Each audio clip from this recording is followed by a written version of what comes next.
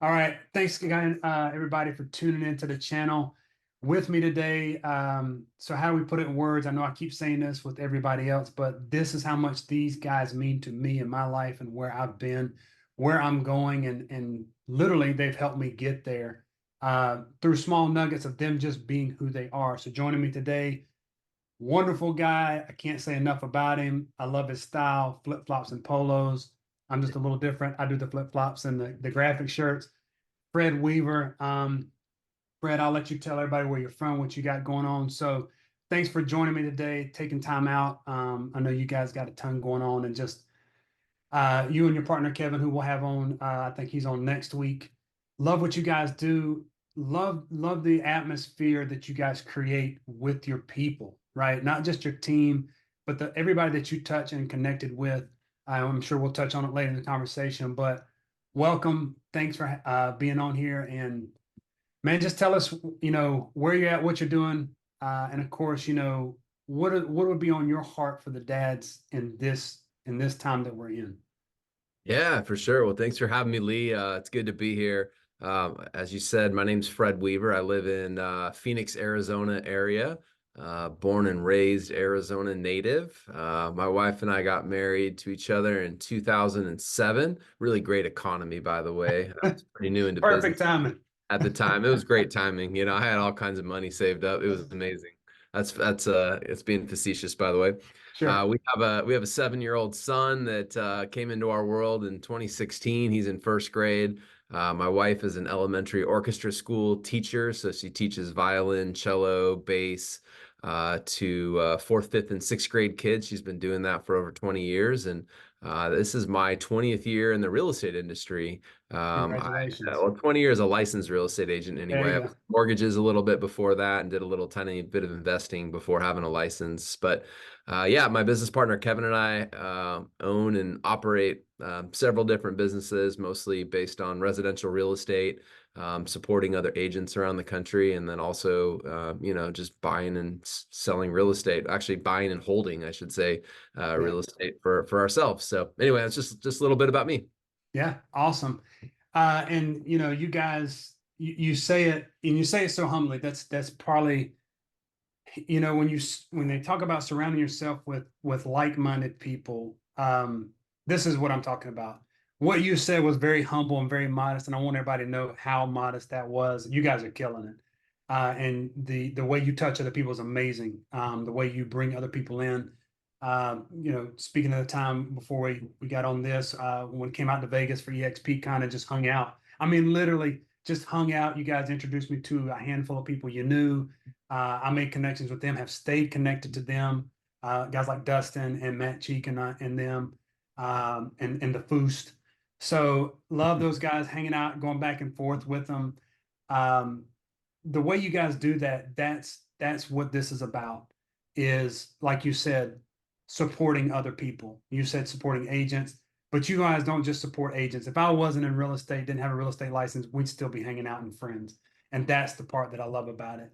Um, Fred, a big question today from me to you, outside of business, we'll take all that out, business owners, the like, father to father. Of course, I'm a father of two. I've got she'll be 15 this year, and my youngest is 9. Where the time goes, I don't know. Can't get a hold of it, can't slow it down. Um, what is something that's big on your heart as a dad, right? When you see what is going on around you relevant to the world, um, what's out in the world, the influences the kids are up against. Me and you, we went outside. The phones hung on the wall. We got on our bikes. We played in the dirt. Like we came back in when the sun went down. You weren't allowed in the house on Saturdays unless you were going to clean it and it was pouring rain. But today's a different world. These kids, they've got all this in their hand. They're 100 miles an hour. What would you say is a big challenge for dads leading their families in today's world? And well, I mean, I think there's a lot of challenges, and we probably try to crack that open. We're going to go deep. I think my like the very first part of that question, like what jumped out at me was, I think time is just so important, right? Like it's the, it, you know, there we can talk about, strategies for defending, if you will, our kids against the stuff that's out there in the world, protecting Sure. them, preparing them, teaching them, training them. But at the end of the day, as I said, I've got one son. He's 7. He's awesome. I mean, I call him my best buddy I have since he was born.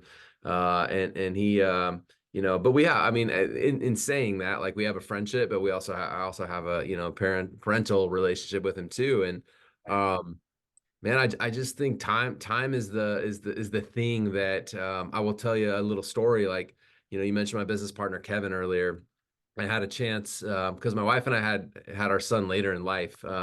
We were unable to have kid for a long, long time, and finally went through several rounds of the IVF in vitro process, and we're blessed with him. Nobody else. We had a lot of other shots, and he's the only one that came out. Right. But Right. I was blessed by having a son, a kid later in life to just kind of look up and realize that I was in a position in my life where business was already going pretty good. I was providing for my family, and I had watched other friends of mine, specifically Kevin, kind of with his kids. And the one thing I realized is like you just don't get the time back.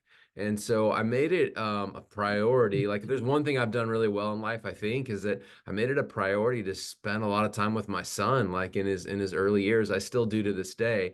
Once we hit that like kindergarten stage, it became a little more challenging because then he got in the school system, and now Right. they're controlling his time and telling us where we have to be at what time and when we got to pick Right. him up, Right. and and all that stuff. But up until 5 6 years old, like I was just very focused on making sure that like I spent time with them. I'd hang out with them in the mornings, I'd hang out with them in the evenings. I tried to make sure that he came first, and that I prioritized that time. Like you said, I think when we look back, and I've just been talking to other parents before I had this moment, I realized everybody wanted to go back in time and figure out how to get those moments back. And not that I played it perfectly or anything else, but I just think time is so important. That quality time we spend with our kids, where the phone is not, in front of our face, and we're not, just sitting there watching sports. And if we are, like now he's at the age where he wants to watch some stuff with me, but like we're doing stuff together. We're taking an active interest in them and their lives, and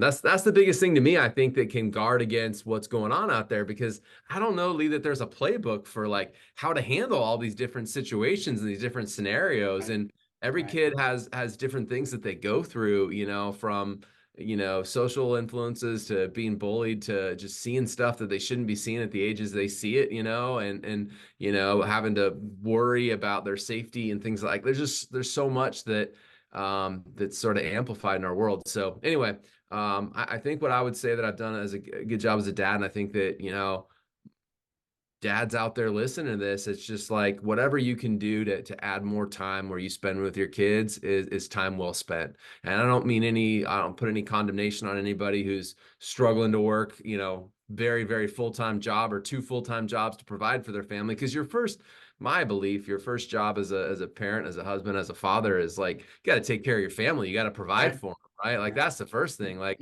you go sit around with your kids all day long, but if you're not, if you can't pay the mortgage or the rent, that's obviously you're not being a role model that you're going to want them to ever look up to. So anyway, I hope that lands at some level as I say some of that.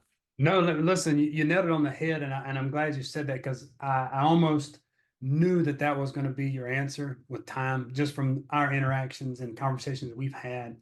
And it's a recurring theme, right? Just guys that I talk to, guys that are older than me, guys that were, mentors for me in law enforcement, and their kids are having kids, so they're granddads now, Mhm. and time was always repeated, time, and like I said, I mentioned mine, she'll be 15 this summer, and I can tell you that a lot of time up front was sacrificed, just with the nature of the job. And I'm glad you said that.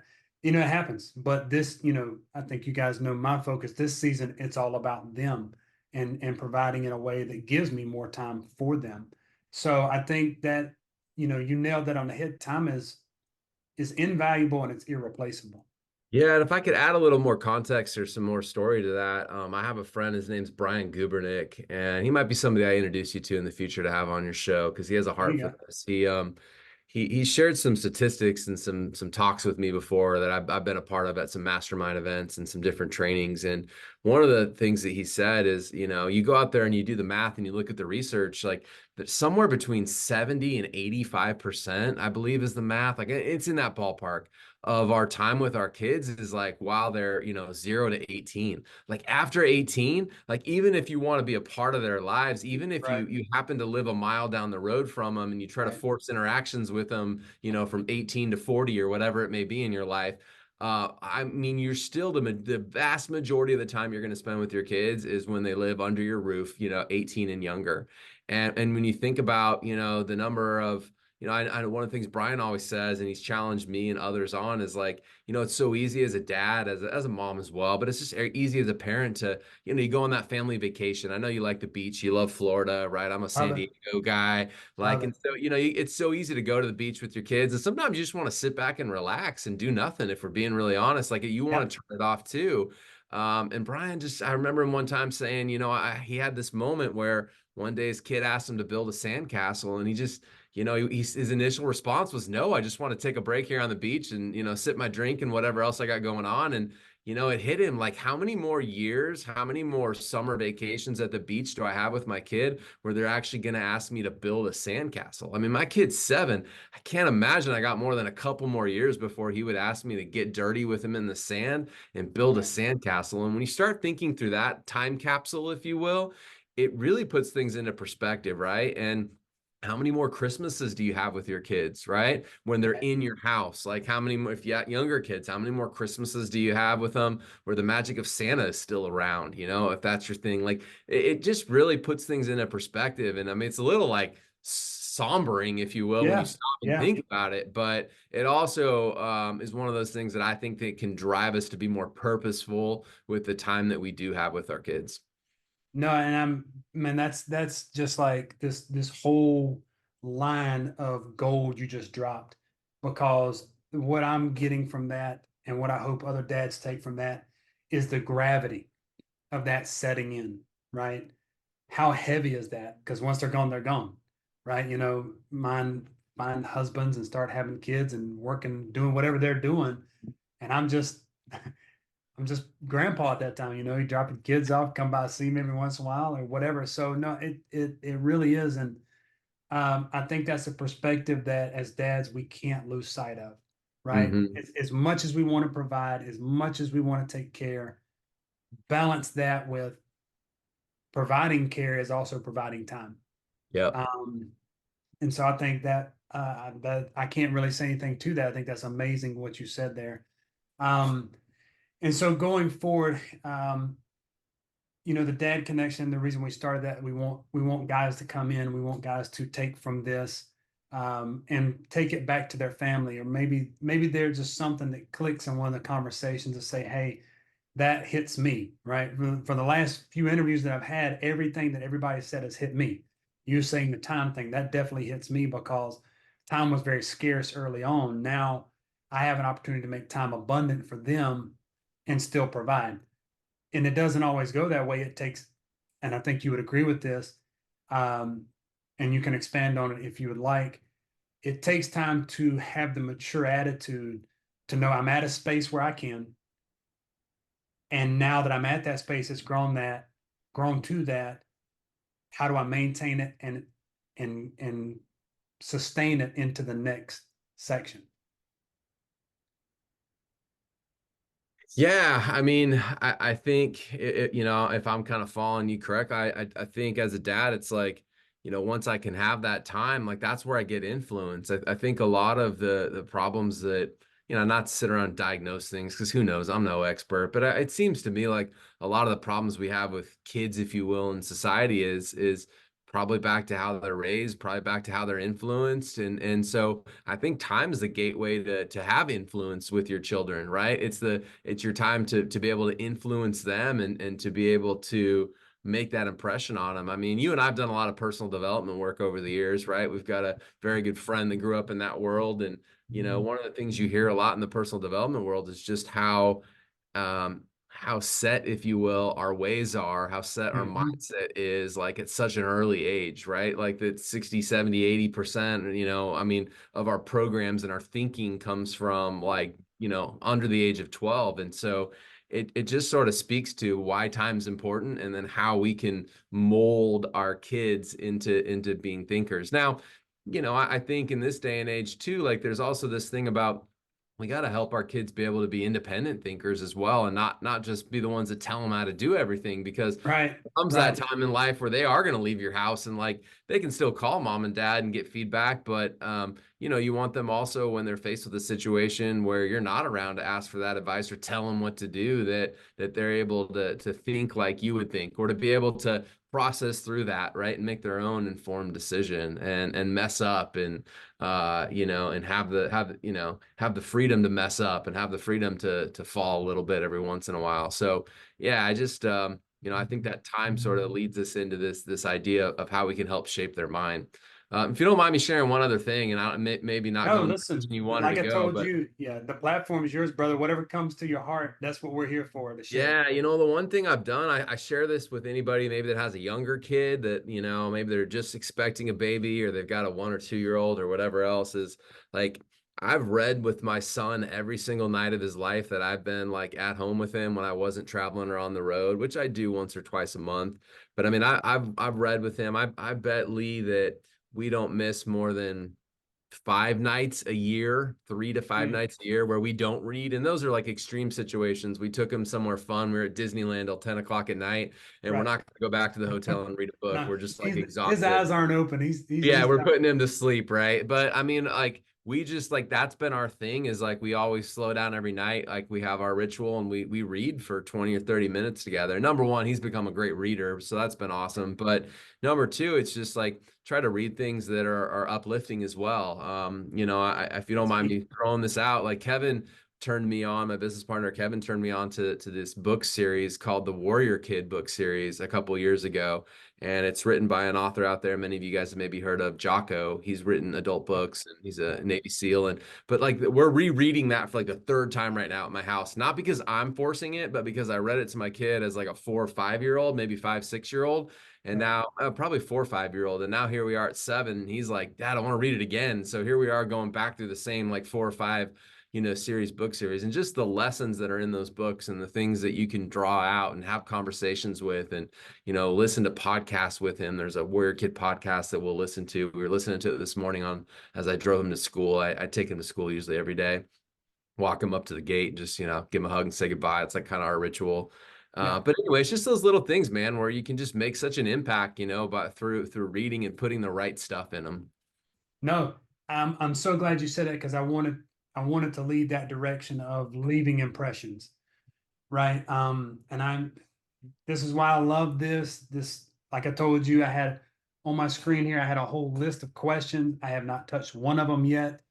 And I love the way this is going more organic, but the impressions, right? And I'll throw this out. So our girls, they do a gratitude journal. Mm, And every night after our prayer, we'll say something that we're grateful for, just little gratitudes during the day. And you don't realize the impression that you have upon them. But my youngest wrote something about my wife. I think it was yesterday or the day before, and then wrote something about me yesterday. And I didn't think anything of it because it's there, but then read it, and it was talking about my dad staying up late so we can, you know, have the things that we have, and live in the house. I mean, stuff like that where, I would stop. When I was on night shift, I would stop, spend time with them, eat dinner, put them to bed, hang out, talk. And then after everybody's asleep around 10, 11 o'clock, I got to stay up. So I come up here in the office, shut the door like it is now. And I'd be up here till 5, 6 in the morning, working on some stuff, doing a little side hustles. You know me, I'm always hustling on something. And to see that it left the impressions, but not only that, we took them down to Universal for their spring break.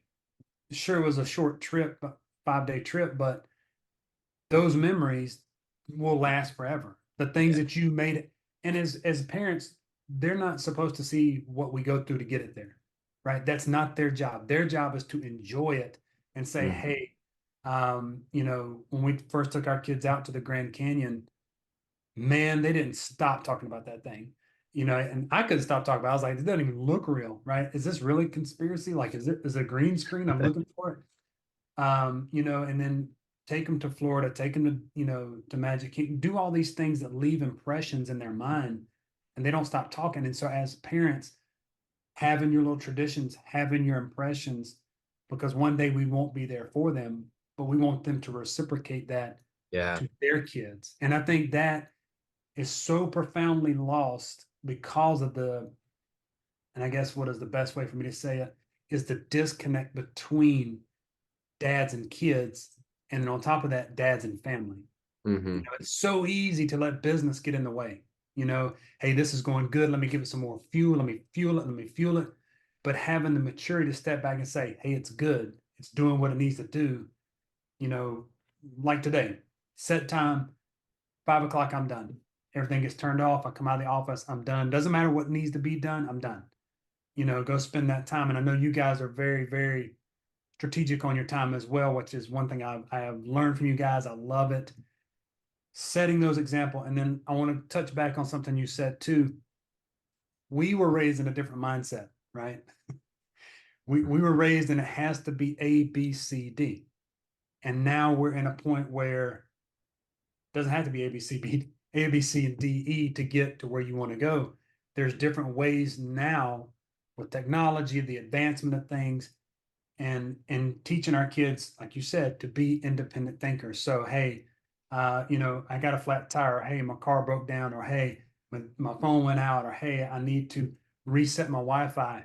These are the things that they take for granted, but as if we teach them, lead them, guide them, they'll be teaching us. Like, hey, Yeah. listen, I mean, I can see myself, much more gray here, probably all white by then, calling mine up. Hey, so this password authenticate. What is this Yeah. What crap? do I do here? What did Yeah. you put on my MacBook? Come get it off. I can see that, and that's what Yeah. we want. That's Yeah. and maybe my last thing that I'll touch with you is, and you've mentioned it a couple times, and it revolves around the relationship with your kids, um, which is huge. You're kid focused. I'm kid focused because we have them. They are responsibilities. They are. What's the comedian says like, have you ever made people? I've made people, You're and I'm their amazing. leader. It's scary. I'm the one lead. Um, the focus of the intent of a relationship with your child, not just I'm your parent, I'm the authority role, because I've caught myself a couple of times like I'm not here to be your friend, I'm your dad right now. But then at the same time, it kind of hits me in the heart like, don't say that because you are here to listen, you are here to be their friend, you're here to be their dad, but you're here to comfort them so they have Yeah, a safe I space think to there's come to this you. focus of the old school mentality said you have Right. to be their friend, you have to be their dad. Maybe the newer school mentality is a little bit more, let's just be friends. But there's got to be a balance of those two. And Sure. there's times we wear different hats in the relationship. Yeah. But I think you can actually be a parent and still be a friend all at the same time, you know? I love it. I love it. I love that you said that. I don't disagree with you. I think I know me. I have seen little things I've tried where I'm not, and it's hard coming from my background and the way this thing works, and it's hard sometimes to not be that protector and the Mm, oversee everything that's going on and make sure the watchful eyes got everything under control. To just step back and listen to what they got going on, yeah. and not looking for them to stop talking so I can start directing, but just let them be them and get involved with what they've got involved going on. It might not be exactly what I want to do right then, but the impression ties into the relationship that ties into the afterwards. Hmm.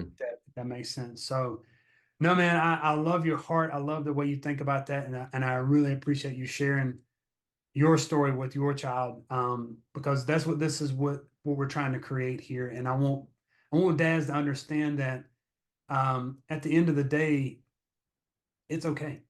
And it's okay if you have a bad day. Not every day is a perfect day. Not every day's roses, and not every day your kid's in the best mood or you're in the best mood where you feel it 100%. So there's going to be days where you don't feel like you hit it on the head, but hey, that day's okay because you put in the memory bank all the good days, Yeah, progress, right? not perfection, for sure. That's definitely it. The one thing I'll leave you with, and I thought of this earlier, and I was like, man, I'm going to share it not because I'm a master of it, because I can get better at it. I talk about this a lot in business, but I think it's as true, in our relationship with our kids, which is, more is taught, more is caught than taught.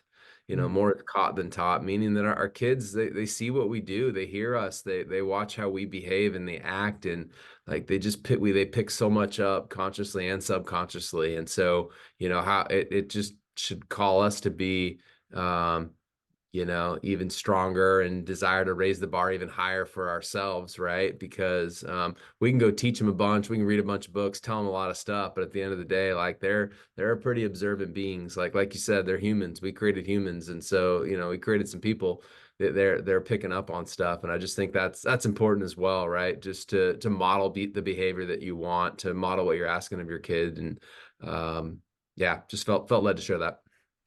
Love it. No, thank you, man. And again, I appreciate you coming on today, sharing your heart. That's what this is about.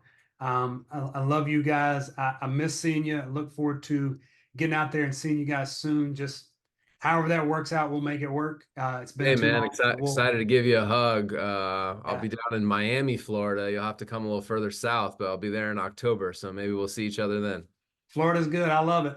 All right, dude. Thank you All for right, having brother. me on, and thanks for just your heart and your willingness to give and put good stuff out there to your community, your tribe, and other people that are going to be touched by this. I appreciate you, brother.